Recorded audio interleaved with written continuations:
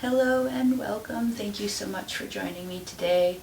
I thought that I would take some time to do this series of videos to address some of the things that I've been discussing recently with some of my private reading clients, my personal reading post read chats about reading the tarot and reading oracle cards, and how might someone get involved in reading the cards themselves, or how would they get better at reading the cards. And there's a few different aspects of this that I think are really important, and I'll also talk a little bit about my own personal journey. I remember being a very young child and speaking to animals, speaking to the trees. I would see pictures in the crumbs on the plate or in a pile of leaves, or I would see leaves whip up into a circle, and I would see or hear or think things that occurred to me. There's different types of intuition that people experience. So some people have the thoughts come to them. Some people hear things or smell things. Some people, it's more of a like just a vision in their mind. So it really is going to be a personal journey for you to explore and understand how your intuition works. But the cards definitely help you hone your intuition in and help you become more confident in utilizing your intuition. So my first deck, I want to say I was maybe 14 or 15 when I purchased my first deck. And then and when it comes to choosing a deck, first and foremost, you can buy it. You don't have to be gifted any decks. You can go pick out a deck that calls to you. It can be any kind of a tarot deck. This is my working deck. I have another deck on my altar that is purely for ritual work. You can have as many decks as you like. They can be all different kinds of decks. It does not matter. The one thing about tarot decks, though, is they are a set structure of cards, okay? These structure matches the traditional playing cards, as you'll see in most situations. You will have, with the exception of the upper hierarchy. But tarot decks contain within them the traditional archetypes of phases of people, and there's also this wide series of common situations and events that occur. So within this, depending on the combination of these cards, you're gonna see a whole lot of stuff just with the definition of the cards, even if you weren't utilizing any intuition, even if you don't think that's real. The cards are still useful tools for getting into the depths of psyche and thinking about things that need to be addressed. The difference between tarot cards and oracle cards is that the tarot cards have a structure. They have to have that same number of cards and that same structure, whereas oracle decks can be anything. I have worked with oracle decks of all different sizes, structures. Some of them are very specific, some of them are all over the place, and some of them are just kind of like the general psychological ideas. Doesn't matter which decks you want to work with. This applies to all decks. The decks are a tool. The first thing that I like to do is, when I have my brand new deck, is I like to treat it like it's going to now be an extension of my higher self. It's like my best friend. You want to become very comfortable and intimate with your deck. You want to trust your deck, and you want to know that your deck is going to deliver the kind of clarity that you need for your highest, best self to live the best life you can possibly live. That's what the point of this is. It's to guide you. It's a tool to help you understand what's happening and what's next. So I like to take my deck and become very close to it. First, I like to dress it. Each deck has a cloth or a bag or some kind of covering that I like to store the deck in and keep it protected.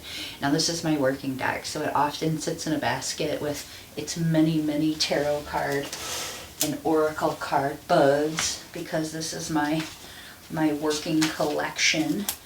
And I use all of these decks in my personal readings, depending on what comes up and what pulls for each individual. It just depends on how I feel good. They're all relevant. You can use as many as you want. You can use them in combination however you want. Most important thing is that you feel connected to your deck and you take a moment to become acquainted with each individual deck.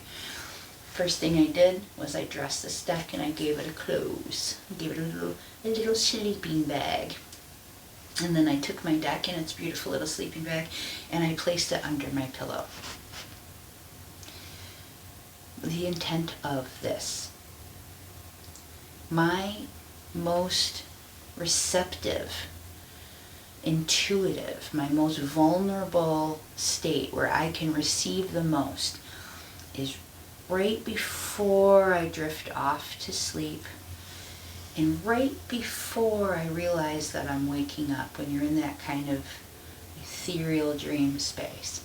And I tell my deck, I want you to be close to me during these most vulnerable states so that we can become one, so that I can trust this deck to access the deepest parts of who I am, the highest source, and all of the messages that I need can come to the forefront of my mind so that when I pull these cards, I am prompted to think about them. So that's what I like to do. I do that for traditionally 3 days. That's my personal choice. You may have a number that strikes you more, whatever works for you. I would suggest at least 3 days though, at minimum, to get intimate with your deck. The next thing that I like to suggest with the deck is that you make a point to either get the book for the deck or download a book for a traditional deck. All of the like Rider-Waite and other, traditional deck books are gonna generally talk about cards in the same way. So the tarot deck meanings are pretty much across the board. What I think separates decks is that some of them are made for people to really kind of just understand the basis of the card, whereas other books are going to just elaborate on that whole concept. Find a book that speaks to you. Like I said, an Ace of Swords is an Ace of Swords is an Ace of Swords. That's it. But if you're reading this book and you're like, I don't quite get it, try another book. Look up the Ace of Swords in another deck and see what it says there, okay? It might speak to you a little bit more and you go, oh, that's what that's it. It's kind of that feeling of, yes, that's it, that you're looking for. So you've got your deck, you've dressed it, you've spent some good time with it, becoming connected, no pressure, you're just getting connected with your deck. And now you're going to start getting familiar with how to use your tarot. First, you're going to shuffle it. Now, you can shuffle it however you want. Right now, I cannot do a traditional shuffle, and that does not matter. I can shuffle them like this. Some people spread them all out in a pile and just pull. Some people cut their deck repeatedly until they feel compelled to pull. What's most important is that you play with the cards in your hands and you allow yourself to touch them, and you tell yourself and you tell this deck, you are going to give me the card that speaks to me. And when it does, you touch it and you pull. There's no thought, don't stop and move your hand and grab another card. Grab 3, 4, 5. Do not think. Do not question. Do not go, oh, was that the wrong card? It was the card you were supposed to get. Now, sometimes we accidentally pull and there's a card stuck. I don't have any stuck right now. I'm trying to find one though. Sometimes you may pull multiple cards. You may find 2 or 3 cards. And what you will find is that if you read those cards together, traditionally there's some message within and they were supposed to be pulled together. Read them as one. Now some people say, oh, I dropped a card and I have to read it now. I would say in some situations that you will absolutely want to pick that card up and look at it and consider it, contemplate it, but also some of us are just clumsy. Sometimes I drop half my deck on the floor when I'm shuffling. I'm not going to read half the deck as my reading. That doesn't make sense, right? You have to go with what feels right. So does it feel like you were supposed to read that card? Because if it does, then include it. And if you're like, no, I just freaking dropped it. You just dropped it. It's okay. Right? And anyone that sits there and gatekeeps and tells you that you're doing it wrong, they have a lot of insecurities and doubts about how they read. So you're playing with your deck. You're getting comfortable with it. You're feeling it. You are called to pull this card.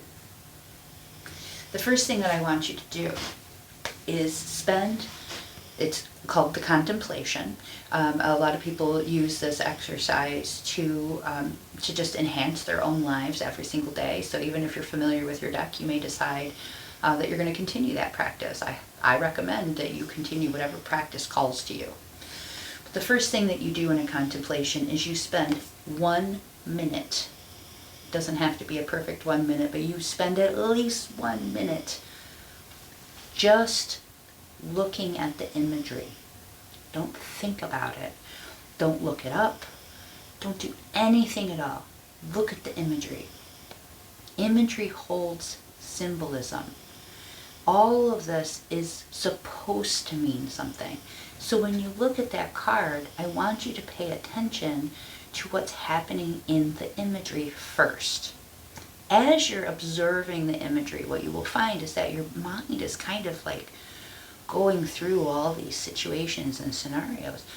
You can take notes on that. Now, you may not need to take a note on it. You may remember it or whatever, but those first thoughts that are pouring through your mind as you're looking through this imagery are what the card is really going to be about in that pull. Cards have somewhat wide meanings, and like I mentioned before, sometimes the combination of the cards or a combination of two cards can have the same meaning of another card, depending on how they're pulled and the way they're pulled. And they're meant this way so that you can find the direct meaning in yourself. It's about you finding the meaning for you in that situation. So when you look at the imagery of the card, there's some basic symbolism here. We have a dark, a night, and a sun, but they are on opposite sides of themselves. Usually the sun would be up here and the moon would be down here, right? Day to night. But instead we're seeing it flipped.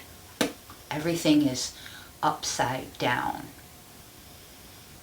It's a little disorienting, isn't it? And now you look at the cups and you go, whoa, whoa, whoa, wait a minute. We've got some good stuff going on here. These are the, cups represent us, and they're filling with us, our emotions, our family, our love, all these wonderful things. And we've got this one that's upside down. And why? Why is this one upside down? So if you look up the meaning of this card, what you'll find is this is about being in a state of needing to reflect on both sides of a situation, needing to take some time to have some clarity on a situation.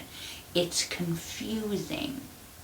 I don't quite know what I'm supposed to do with this. It's backwards. It feels a little upside down. It's disorienting. That is the basic meaning of this card. If you get right down to the nitty-gritty of it, this card says, oh, stop for a second, go look in the mirror, eyeball to eyeball. What are you not addressing? What are you not thinking of? What is confusing to you? What are you not sure of? What doesn't make sense right now? Pause, look at it, think about it before you make any decisions. This is not a time to make any decisions when things are all willy-nilly. That's what this card is telling you. Not yet. It's not time. Clarity. Get some clarity. That's what you need first. Make sure it's nice and clear in your mind. And this card says right now you feel disoriented, confused, unsure. And the card is saying that's okay. And you're supposed to. Take some time and relax. So the imagery immediately kind of indicates that. So you don't necessarily need to open the book. But then if you're doing a card contemplation, that is when I suggest you go, okay, now that I've sat here and I've contemplated the artwork, I've allowed my mind to think, but I've also allowed my mind to wander. And there's been some things that have kind of popped into my head. Is it about this? Is it about this? And then a person pops into your mind, or maybe an event that had transpired. Now, most people, the mundane, would say these are intrusive thoughts, or this is just, how their brain works, or whatever. But when you're working with the cards, these are intentional prompts. These are prompts for you to bring these ideas to the forefront, these events, these things that have transpired, these things that you're confused about. So whatever's popping into your mind as you're contemplating your card, that is your intuition telling you what the card is referring to. In combination with different cards, in order, depending on how you're using the cards and however you're reading, there may be more that comes with it. But this card on its own, just pulling this card, is going to give you a whole lot to think about. Now that you've had some time, now I want you to go open up the book and read what that card has to say. Some books are going to be pages of it, and some of them are going to be nice and concise little blurbs. Read what speaks to you. If you try to read one of those long-winded explanations and it's like this deep psychological discussion and that's too much for you in the moment, go to an easier read. The tarot deck is consistent and structured, so you can do that. You cannot do that with the oracle deck. You have to stick to oracle deck meetings. However, again, with oracle decks, same as tarot, most importantly is your intuition and what you feel, not what the book says. So these definitions are pretty broad. They're a little bit wide open, and they can be shifted and adjusted as needed. That's what the cards are for. They're just tools. So you're using these tools to help open up your psyche, open up your subconscious, open up your path to higher source, open up your connection to spirit, digging really deep in so that you can see what it is that's happening, what's going on in your life, and what you need to address about it. So these periods of contemplation, I think, are really important with the deck. Taking your notes about your deck, spending time, intimate time with your deck. Most importantly, consistency with your deck. Even if you are not perfect every single day, try for once a week. Make a point to actually pull regularly. The more that you do it, the more in tune with yourself and your deck you will start to feel. You will feel more confident and comfortable looking at each individual card. As life goes, you're going to start having your cards pop into your head. 6 months after my first deck was the first time I went, oh, I pulled a card about that, and I thought about that when I pulled the card. I can't believe it. It was 6 months later, right? 6 months it took me to figure out that I was reading the cards right. I just didn't think I was. So trusting yourself is a process in this. Like, you're not, and some people are like, oh, I immediately trust myself. That's awesome. I am so happy for you. So I definitely think that it is going to be different for everybody. But I know that for me, it was not immediate. It took a while before I started to feel really good about, oh yeah, I did get that in my cards. Then when I started to pull cards, it meant more. I would look at those cards and I would be like thinking very seriously, what am I feeling? What am I thinking? Okay.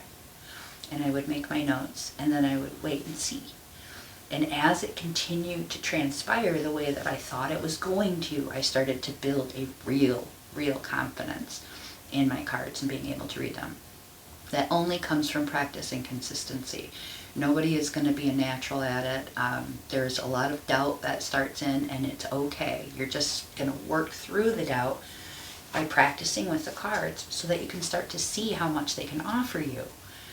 You use that tool in the best way that it's made, and it's not like you strike the hammer and the whole house is built. But if you consistently pound them nails in and you consistently work at it, and all from all angles, and you yep, it's going real well, taking some notes, and I gotta stop, oh, I gotta adjust this here, doing what you need to do, eventually your whole house is built. So using the cards is a process, and most importantly, you do it in a way that feels comfortable and natural to you.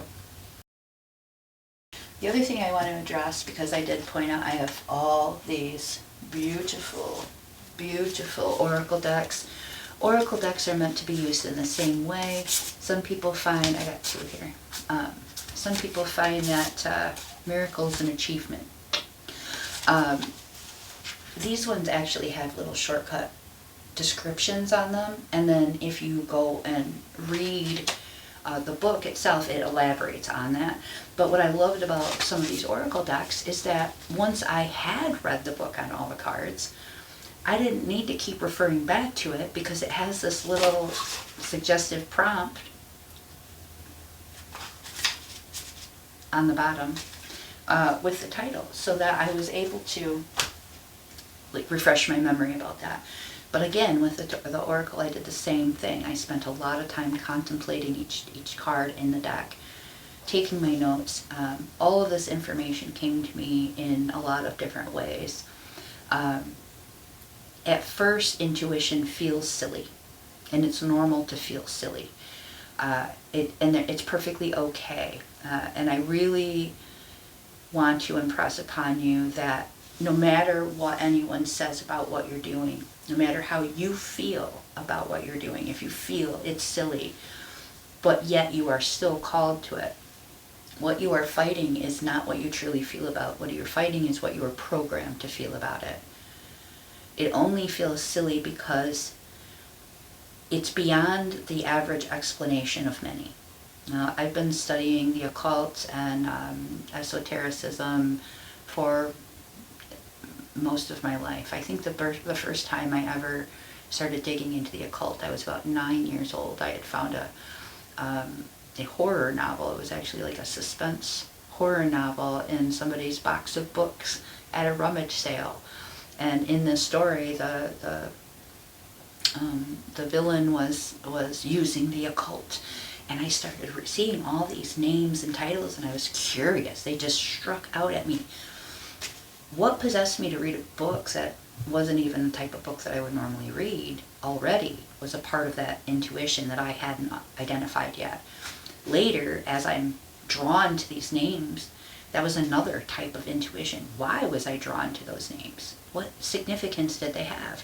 The first name that I came across was Crowley. Now, how we feel about Crowley aside, that doesn't matter. It was an introduction to a type of spirituality and understanding that I had been told was silly.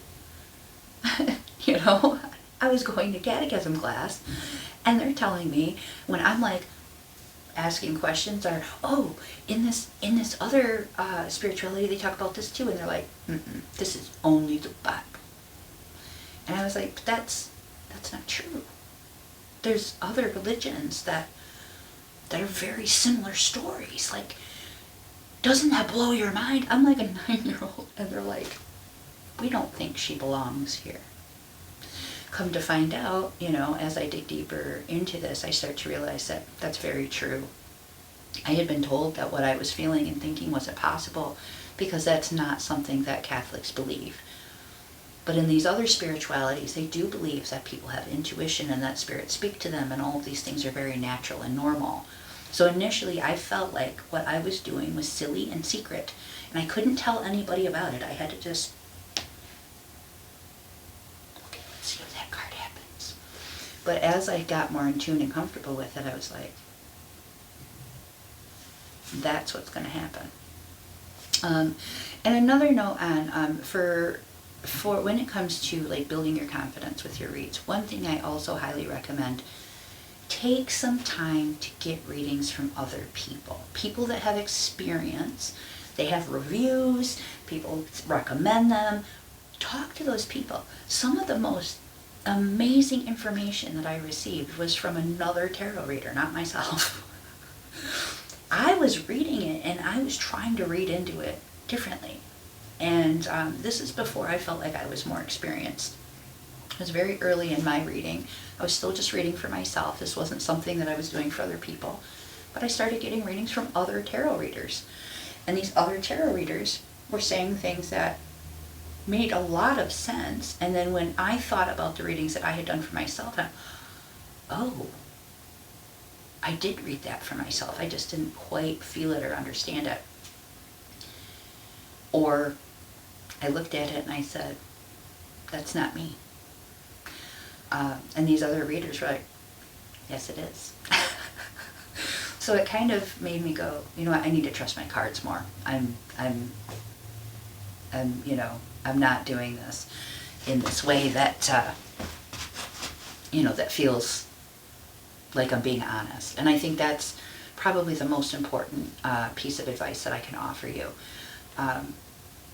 If you are not willing to trust your cards, if you're not willing to trust the messages that are coming to you, and take that information and use it in some way, or at least hold it here and just kind of observe and see what happens for a while.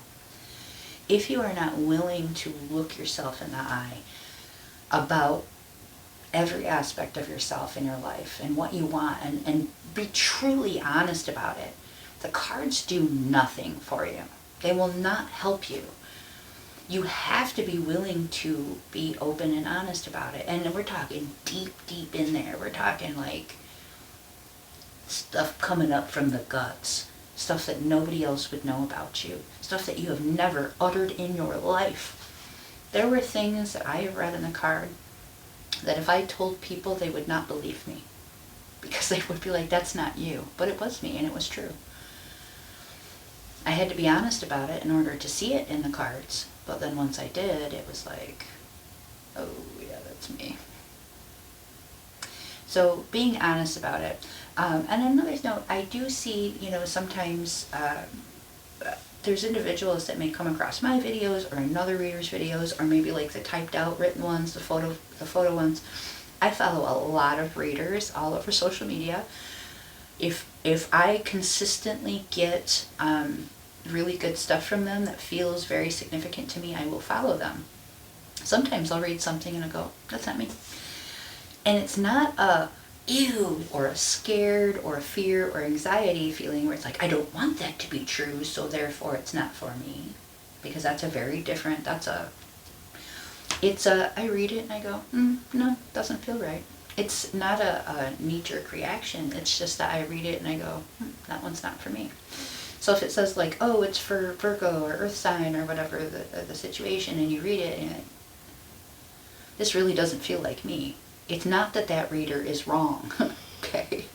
The reader is probably awesome. That reading isn't for you.